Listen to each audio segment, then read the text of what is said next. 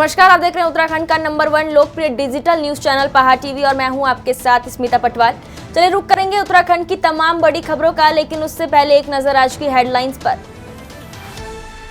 अल्मोड़ा में बोले पीएम मोदी, कांग्रेस से कोई वोट मांगने नहीं आ रहा, बस एक परिवार के भाई बहन घूमते फिरते हैं। हरीश रावत ने शिवराज का वीडियो किया ट्वीट, बोले चौहान कह रहे हैं कि इस बार उत्तराखंड से भाजपा तो गई। किच्छा की रैली में फिसली असम के सीएम हिमंता बिस्वा की जवान, राहुल गांधी को लेकर कही बड़ी बात। मसूरी में गणेश जोशी की फिसली जवान, कांग्रेस को बताया डकैतों की पार्टी। आपने जारी किया वचन पत्र, कहा घोषणा पूरी ना हुई तो केस कर दें। सोमेश्वर के सेल गांव में महिला पर गुलदान ने किया हमला, हालत गंभीर। कल बीजेपी की ओर से कुमाऊं को साधने प्रधानमंत्री नरेंद्र मोदी अल्मोड़ा पहुंचे थे। यहां पहुंचकर पीएम ने सबसे पहले अपने चिर परिचित अंदाज में कुमाऊं की कुल देवता गोलजू महाराज, भगवान बागनाथ और मां नंदा के अभिवादन से संबोधन की शुरुआत की। फिर विपक्ष पर ताबड़तोड़ हमले कर दिए। उन्होंने कहा कि कांग्रेस को उत्तराखंड से कितना लगाव है, ये इसी बात से पता चलता है कि उनकी ओर से कोई यहाँ वोट मांगने तक नहीं आ रहा। केवल एक परिवार के भाई बहन यहाँ वोट मांगते नजर आ रहे हैं, क्योंकि ये लोग प्रदेश या देश की नहीं, केवल परिवार की सोचते हैं। गौर हो कि इससे पहले प्रधानमंत्री मोदी साल 2014 में गुजरात के मुख्यमंत्री रहने के दौरान अल्मोड़ा में जनसभा कर चुके हैं। उनका फॉर्मूला क्या है, हमारे विरोधियों का इतिहास क्या है, हमारे विरोधियों के करतूत क्या है, हमारे विरोधियों के कारनामे क्या है, हमारे विरोधियों की भाषा क्या है, आपको बराबर याद है। और इसलिए मैं कहूंगा कि हमारे विरोधियों की फॉर्मूला इतनी है, सब में डालो फूट, सब में डालो फूट, मिलकर करो लूट। सब में डालो, मिलकर करो, सब में डालो, मिलकर करो। उत्तराखंड ही नहीं, पूरे देश में कांग्रेस की नीति रही है, सब में डालो, मिलकर करो। प्रधानमंत्री नरेंद्र मोदी आज रुद्रपुर के मोदी मैदान में इस जनसभा को संबोधित करेंगे। उधम सिंह नगर जिले की 9 विधानसभाओं के प्रत्याशियों के साथ ही जनता की मोदी चुनावी रैली के माध्यम से जनता से भाजपा के पक्ष में वोट करने की अपील भी करेंगे। वहीं भाजपा के साथ ही प्रशासन ने भी पूरी तैयारियां कर ली है। यहाँ पर पैरामिलिट्री फोर्स, पुलिस के अलावा एसपीजी, उसके अलावा मिलिट्री के लोग भी, तो इतनी मतलब उनकी तो मेरे ख्याल 3 लेयर या उससे भी बड़ी सुरक्षा व्यवस्था होती है, तो उसमें तो कोई चूक होगी नहीं। कितनी विधानसभाओं को यहाँ पर नरेंद्र मोदी जी टारगेट करेंगे? कितनी विधानसभाओं के लोग यहाँ पर आएंगे जिनको इस चुनावी सभा में शामिल किया गया है? कौन कौन सी विधानसभाएं? क्योंकि अभी पिछले माह माननीय मोदी जी का हल्द्वानी आना हुआ था और कल अमित शाह जी भी वहाँ पहुँच रहे, तो यहाँ पर इस जिले की, उधम सिंह नगर जिले की 9 विधानसभा के प्रत्याशी भी रहेंगे। प्रत्याशी तो और भी आ सकते हैं, लेकिन जो टारगेट किया गया है हमारा, वो उधम सिंह नगर जिले को लेकर है। तो कुल मिलाकर कल उधम सिंह नगर जिले की 9 विधानसभाओं की जनता को देश के प्रधानमंत्री नरेंद्र मोदी इसी मैदान पर संबोधित करेंगे। कल का उनका जो दौरा है वो रुद्रपुर के लिए यहाँ पर प्रस्तावित है। देखना होगा कि कल नरेंद्र मोदी की रैली कितनी कारगर सिद्ध होती है और जनता को उनसे क्या सुनने को मिलता है। योगेश शैली, समाचार प्लस, रुद्रपुर। मध्य प्रदेश के मुख्यमंत्री शिवराज सिंह चौहान का पूर्व सीएम हरीश रावत ने एक कथित वीडियो ट्वीट किया है, जिसे कांग्रेस समर्थक सोशल मीडिया पर खूब शेयर कर रहे हैं। पूर्व सीएम हरीश रावत ने वीडियो ट्वीट करते हुए लिखा है कि उत्तराखंड से प्रचार करके लौटे मध्य प्रदेश के मुख्यमंत्री शिवराज सिंह ने बताई उत्तराखंड के भाजपा की हकीकत।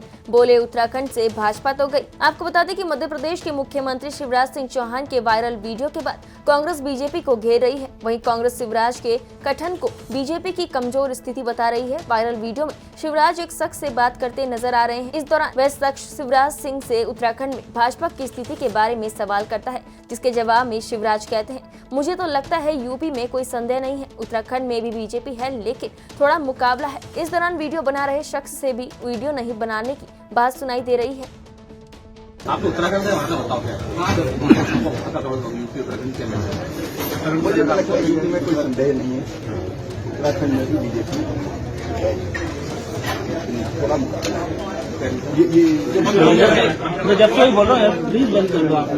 नशे को लेकर कांग्रेस के राष्ट्रीय नेतृत्व ने करारा हमला बोला। कांग्रेस राष्ट्रीय प्रवक्ता रणजीत सुरजेवाला ने कहा कि भाजपा सरकार में सत्ता में बैठे लोग और उनके रिश्तेदार नशा बेच रहे हैं। कांग्रेस के राष्ट्रीय प्रवक्ता रणदीप सुरजेवाला ने भाजपा प्रदेश अध्यक्ष मदन कौशिक पर हमला बोला। में पुण्य पवित्र धार्मिक नगरी हरिद्वार को नशे और ड्रग्स माफिया में के गर्त में भाजपा ने धकेल दिया है। हरिद्वार जैसी धर्म नगरी के अंदर भारतीय जनता पार्टी की नाक के नीचे सत्ता के सफेद पोशों और खाकी की मिलीभगत से स्मैक, हेरोइन, कोकीन, गांजा, चरस, सिंथेटिक ड्रग्स, साइकोट्रोपिक ड्रग्स और नाजायज शराब, उनका धंधा खुलेआम चल रहा है। ऐसी धरती जहां पापनाशनी मोक्षदायिनी मां गंगा की अविरल धारा बहती हो, भारतीय जनता पार्टी ने उस नगरी को ड्रग्स और नशों की नगरी में तब्दील कर दिया है। और उससे छुटकारा दिलाने का एकमात्र रास्ता अब कांग्रेस पार्टी बची है। अनेकों उदाहरण हैं पिछले कई सालों के अंदर जब भारतीय जनता पार्टी के लोग, उनके पदाधिकारी, उनके पदाधिकारियों के परिवार के लोग नाजायज शराब के व्यापार के अंदर पाए गए और पकड़े गए। हजारों केस, सैकड़ों और हजारों केस गांजा, चरस, अफीम, psychotropic drugs, opioid pills, codeine से बनी पीने की दवाइयां, कोकीन, हेरोइन, उनके साथ सैकड़ों हजारों केस पकड़े गए। परंतु आज तक भी 5 वर्षों से भारतीय जनता पार्टी की सरकार उत्तराखंड और हरिद्वार की इस पवित्र भूमि में शराब और ड्रग्स के इस धंधे पर रोक नहीं लगा पाई। ये साबित करता है कि नशे के इस व्यापार को भारतीय जनता पार्टी का प्रत्यक्ष और परोक्ष संरक्षण है। ना मां गंगा और ना 4 धामों की ये पवित्र धरती इस घोर पाप के लिए कभी भारतीय जनता पार्टी को माफ करेगी।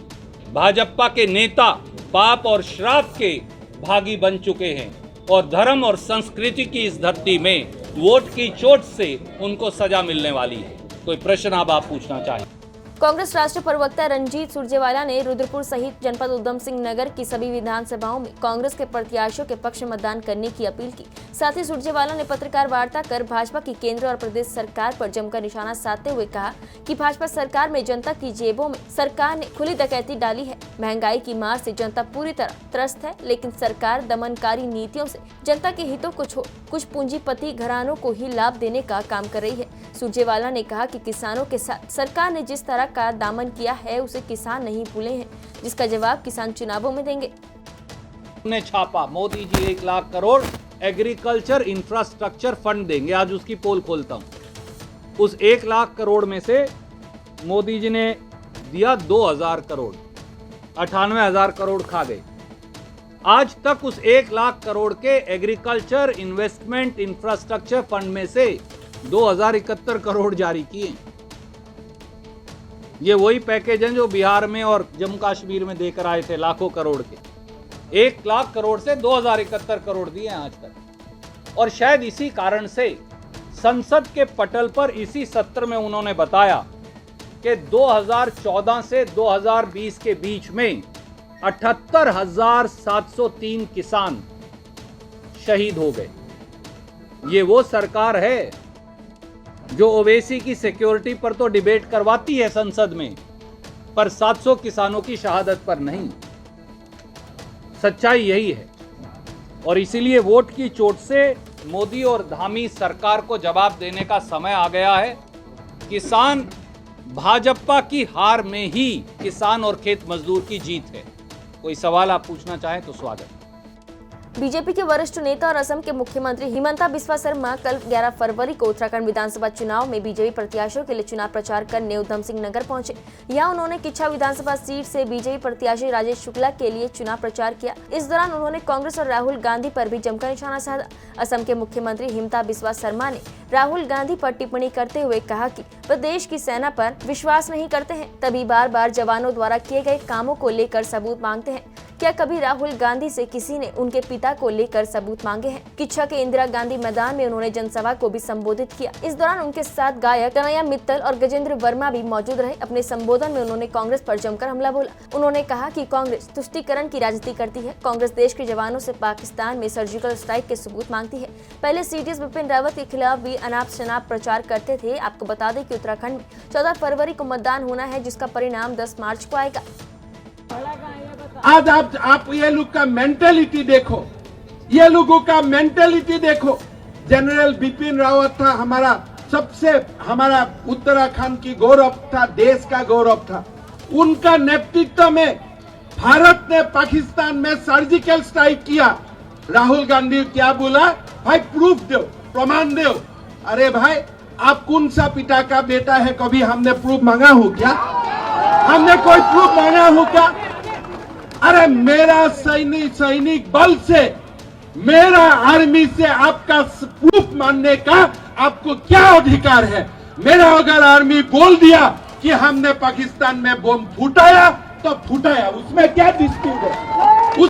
उत्तराखंड विधानसभा चुनाव 2022 के मद्देनजर आम आदमी पार्टी ने अपना मैनिफेस्टो जारी कर दिया है। आम आदमी पार्टी के प्रदेश कार्यालय देहरादून में दिल्ली के कैबिनेट मंत्री गोपाल राय ने मैनिफेस्टो जारी किया है। मैनिफेस्टो जारी करने से पहले आम आदमी पार्टी ने जनता से सुझाव मांगे थे, जिसके तहत करीब 77,300 सुझाव पहुंचे। आम आदमी पार्टी ने इन सभी सुझावों को फोकस करते हुए 119 मुद्दों पर आम जनता की राय जांची परखी है। उन्हीं मुद्दों को ध्यान में रखते हुए आम आदमी पार्टी ने मैनिफेस्टो जारी किया है। दिल्ली के कैबिनेट मंत्री गोपाल राय ने कहा कि उत्तराखंड में हर चुनाव से पहले भाजपा और कांग्रेस अपना मैनिफेस्टो जारी करती आई है, लेकिन प्रदेश की जनता को सिर्फ धोखा मिला है। आम आदमी पार्टी अपना वचन पत्र जारी कर रही है। इस वचन पत्र में कर्नल कोठियाल ने एक एफिडेविट भी साइन किया है। एफिडेविट में स्पष्ट तौर पर उल्लेख किया गया है कि अगर हम इन घोषणाओं पर खरा नहीं उतरते हैं तो प्रदेश की जनता कानूनी कार्रवाई कर सकती है। इस एफिडेविट पे जनता को बता रहा हूँ कि मैं आज, आप हकदार हो मेरा गला पकड़ने के। अगर इसमें से, इस मैनिफेस्टो में से किसी भी मुद्दे को मैं नहीं करते हुए दिखाई दिया, अगर मैं कहीं बदली होता हुआ दिखाई दिया, तो मैं आपके सामने ये कबूल करूंगा। वो मैं इस एफिडेविट के जरिए सबके साथ शेयर कर रहा हूँ।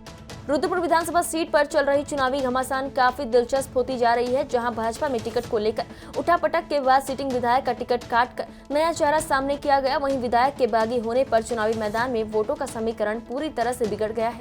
वहीं निर्दलीय मैदान में अपनी ताल ठोक रहे राजकुमार ठुकराल जनता का पूरा समर्थन पा रहे हैं।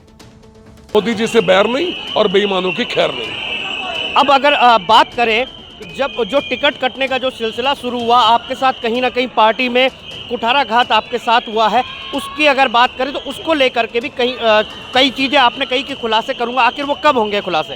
खुलासे मैं लगातार कर रहा हूँ। कल भी नुक्कड़ सभा है मेरी, कल भी मैं खुलासा करूँगा। सर, अब जब ये जन समर्थन आपको निर्दलीय तौर पर मिल रहा है, कभी आप कमल के फूल के साथ चले थे, आज निर्दलीय ये समर्थन मिल रहा है, तो क्या वजह मानते हैं इस समर्थन की? मैंने पब्लिक का काम किया है, मैंने आज तक किसी को धोखा नहीं दिया है।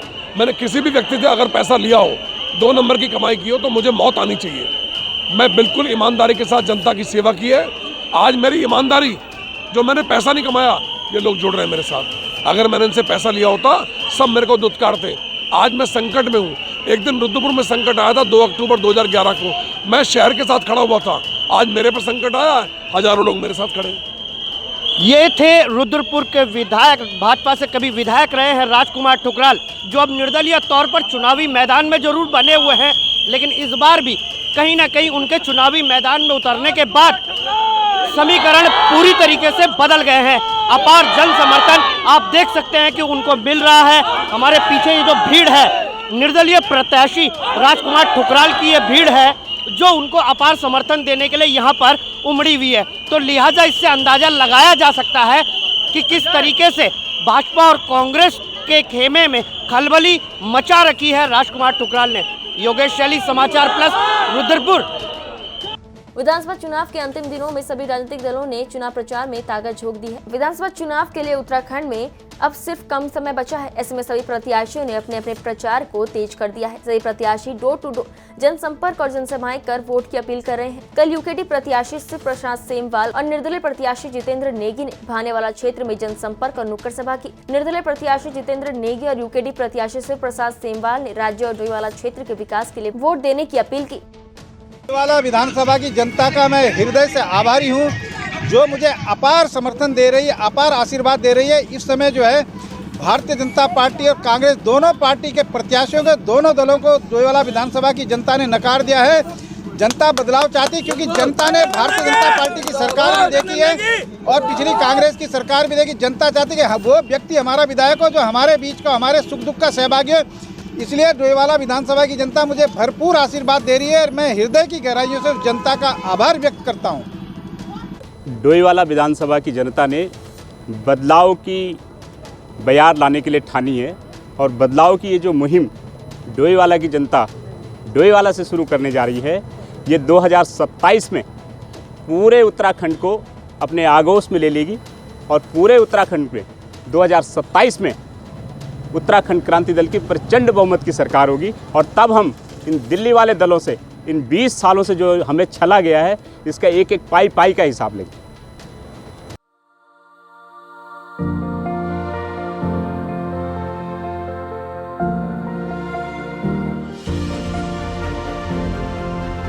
पेशे से चार्टर्ड अकाउंटेंट, उत्तराखंड क्रांति दल के केंद्रीय ट्रेजरर मोहन काला श्रीनगर विधानसभा सीट से चुनाव लड़ रहे हैं। मोहन काला कहते हैं कि पानी, बिजली, रोजगार, महंगाई, विकास जैसे जमीनी मुद्दों की सियासत के साथ ही उन्होंने कोरोना काल में प्रदेश के मूल निवासियों तक मदद का हाथ बढ़ाया। वो मानते हैं कि राज्य के लोगों की सच्ची सेवा उत्तराखंड क्रांति दल जैसी क्षेत्रीय पार्टी ही कर सकती है। उत्तराखंड में रहना होगा, जय उत्तराखंड कहना होगा। क्षेत्र पार्टी ही क्षेत्र का भला कर सकती है। मोहन काला मानते हैं कि प्राकृतिक संपदा पर पहला अधिकार उत्तराखंड के लोगों का होना चाहिए। पानी हमारा, बिजली हमारी, यही हम उसको पैदा कर रहे हैं, यहीं से जा रहा है। हम भी बिजली फिर कर सकते हैं, पानी फिर सकते हैं, कुछ सीमा। मोहन काला उत्तराखंड की देवभूमि को शिक्षा की भूमि बनाना चाहते हैं। हम अपने बच्चों को यहाँ पढ़ा करके हमारे बच्चे यूनियन पब्लिक सर्विस कमीशन में और कमीशन सर्विसेज में निकल सकते हैं। पौड़ी जिले के सुमाड़ी गांव के मूल निवासी मोहन काला ने मुंबई में ठोस मुकाम हासिल किया। अब वे उत्तराखंड लौटे हैं और अपनी समृद्धि की यात्रा में जो कुछ मिला उसे अपने लोगों में बांटना चाहते हैं। ये खेल खेलते हैं, राजनीति करते हैं। मैं खेल खेलना नहीं जानता। मैं इस उम्र में 60 साल की उम्र में यहाँ पे आया हूँ, राजनीति करने नहीं बल्कि विकास करने आया हूँ। मोहन काला कहते हैं कि वो मुद्दों की राजनीति करते हैं। उनका मानना है कि प्रदेश की राजधानी गैरसैंण होनी चाहिए। मोहन काला ने सुमाड़ी में अंग्रेजी माध्यम का स्कूल बनवाया। बारात घर में सामुदायिक हॉल बनाने के लिए 38 लाख रुपए दिए। कई स्कूल, कॉलेज और अन्य संस्थाओं को लगभग 200 कंप्यूटर्स और 100 प्रिंटर्स उपलब्ध कराए। गरीब परिवार के छात्र छात्राओं के लिए किताबें, यूनिफॉर्म और फीस की व्यवस्था की। 2010 में प्राकृतिक आपदा के समय उत्तरकाशी के प्रभावित क्षेत्रों के लिए 25 लाख रुपए की दवा की व्यवस्था की। 2013 केदारनाथ आपदा से प्रभावित क्षेत्रों के लिए 25 लाख रुपए की दवा की व्यवस्था की। आपदा में माता पिता को खोने वाले बच्चों के लिए 15 लाख रुपए की व्यवस्था की। 5 साल तक अनाथ बच्चों का जिम्मा उठाया। उनके समर्थक उनमें ऐसे आम पहाड़ी की छवि देखते हैं जो अपनी मेहनत, लगन, प्रतिबद्धता, ईमानदारी और सरलता से सफलता का नया आकाश गढ़ता है। बारात घर बनाया, दवाइयाँ कराई। इस विधानसभा चुनाव में मोहन काला जी को और यूकेडी को जय बनाएं और चुनाव चिन्ह कुर्सी को वोट दें। बागेश्वर जिले के अंतर्गत आने वाली विधानसभा कपकोट में बीजेपी और कांग्रेस का चुनावी प्रचार आखिरी दिनों में छोटे दलों के प्रत्याशियों और समर्थकों को अपने अपने दलों में विलय कराने के कार्यक्रम लगातार गतिमान है। मौजूदा विधायक बलवंत भौरियाल कपकोट से बीजेपी के जीत के गीत गा रहे हैं। साथ ही कांग्रेस पर हमला बोलते हुए कपकोट से कांग्रेस के प्रत्याशी ललित फरसवान को कपकोट से बाहर का रास्ता बताकर कांग्रेस पार्टी द्वारा कपकोट विधानसभा से प्रत्याशी चयन पर सवाल खड़े कर रहे हैं। वहीं कांग्रेस भी लगातार कपकोट में ललित फरसवान के नेतृत्व में छोटे दलों के प्रत्याशियों को कांग्रेस में विलय करने के कार्यक्रम लगातार चलाई जा रही है। चुनाव अभियान में कोई कांटे की टक्कर नहीं है। मैं कह सकता हूं, जिस प्रकार से भारतीय जनता पार्टी ने विकास किया है, हम विकास पे वोट मांग रहे हैं और जो कांग्रेस का प्रत्याशी है वो इस विधानसभा का नहीं है, वो बाहरी प्रत्याशी है और लोगों ने उसको मन बनाया है कि इस बार उसको फिर से जिस प्रकार से पूर्व में पिछले 5 वर्षों में पटकनी दी है, इस बार भी जनता उसको पटकनी देकर है। सर, कल दुगनागरी में बसपा का विलय कांग्रेस में हो गया है, तो सर क्या देखते हैं वहाँ से आपको? दुगनागरी से मैं कहना चाहूँगा कि हमेशा वहाँ भारतीय जनता पार्टी का परचम लहराया है। इस बार भी भारतीय जनता पार्टी का परचम बम्पर वोट से दुगनागरी क्षेत्र से हमको मिलेगा। हॉट सीट विधानसभा बागेश्वर में चुनावी रण का घमासान अपने चरम पर है। लगातार पार्टी प्रत्याशियों के साथ ही निर्दलीय प्रत्याशियों द्वारा भी प्रचार प्रसार में पूरी ताकत झोंक दी गई है। वहीं निर्दलीय प्रत्याशी के तौर पर चुनाव मैदान में उतरे बालकृष्ण का डोर टू डोर कैंपेन जारी है, जहां बालकृष्ण द्वारा बताया गया कि इस विधानसभा चुनाव में समस्त क्षेत्र की जनता उन्हें अपना अपार समर्थन देने जा रही है और जहाँ जहाँ वह लोगों से मिल रहे हैं तो तमाम ग्रामीणों द्वारा उन्हें अपार जन समर्थन और प्यार भी मिल रहा है। साथ ही विधानसभा पहुँचने के सवाल पर बालकृष्ण ने कहा कि अगर वह विधानसभा पहुँचते हैं तो विधानसभा बागेश्वर को बंदरों और जंगली सुअरों से निजात दिलाना उनकी प्राथमिकता रहेगी। इसके लिए अगर उन्हें सरकार के सम्मुख धरने पर ही बैठना पड़ा तो वह इससे पीछे नहीं हटेंगे। देखिए, जनता का अपार प्यार और स्नेह मिल रहा है। जनता जैसी मैं क्षेत्र में जा रहा हूँ, जनता खुद पर खुद मेरे पास आकर मेरी मदद कर रही है और पूरा विश्वास दिला रही है कि इस दफे जो है बागेश्वर विधानसभा में चेंजिंग होगी। और पूरी क्षेत्र का मैं धन्यवाद देना चाहता हूँ। जो मैं न्याय की लड़ाई लड़ रहा हूँ वो मेरे साथ दे रही है। धन्यवाद। जय हिंद, जय भारत।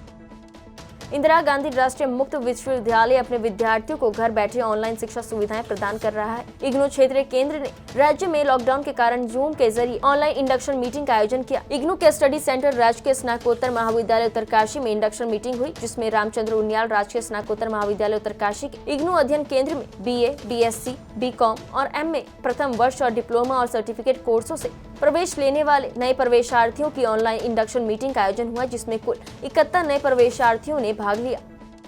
काशीपुर डेवलपमेंट फोरम की अदालत में कल आम आदमी पार्टी के प्रत्याशी की सुनवाई की गई, जहां आम आदमी पार्टी के प्रत्याशी दीपक बाली ने काशीपुर के विकास को लेकर अपने सोच विचार रखे। Kashipur development for lottery club, lion club और अन्य सामाजिक संस्थानों का एक सामाजिक समूह है जो लंबे समय से काशीपुर के विकास को लेकर कार्य करता है, जिसमें उद्योग जगत के कई बड़े उद्योगपति भी शामिल हैं। पूर्व में भाजपा और कांग्रेस के प्रत्याशी को भी कटघरे में खड़ा किया गया था। वहीं कल आम आदमी पार्टी के प्रत्याशी दीपक बाली का टेस्ट लिया गया, जिसमें काशीपुर के विकास के लिए अपनी सोच और विचार संस्था के सामने रखी गई। लिख कर दी है कि ये गारंटी जो है ये मैं पूरी करूंगा। जो मैंने 12 गारंटी लिखी है, तो जिले की जो गारंटी है तो सरकार बनने पर उसके लिए मैं जनता के साथ खड़ा रहूंगा अगर मुझे आशीर्वाद मिलता है। और बाकी जो गारंटियां हैं 11 की 11 वो सब विधायक के रूप में आशीर्वाद मिलने पर ही मैं पूरी कर सकता हूँ। कहीं ना कहीं ADF के साथ मिलकर जो भी ऐसे मुद्दे हैं उन पर साथ में मिलकर काम करा जाएगा। चुनावी रिजल्ट जो भी हो, अगर इस तरीके की संस्थाएं जो काशीपुर के विकास के लिए सोच रखती हैं, काम करती हैं, उनके साथ मिलकर काम किया जाएगा। उत्तराखंड की तमाम बड़ी खबरों में फिलहाल इतना ही। बाकी खबरों के लिए बने रहिए पहाड़ टीवी के साथ। नमस्कार।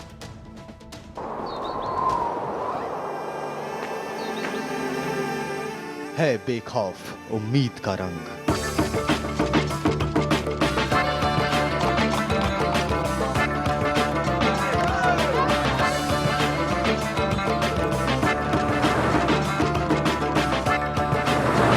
है आस्था भी।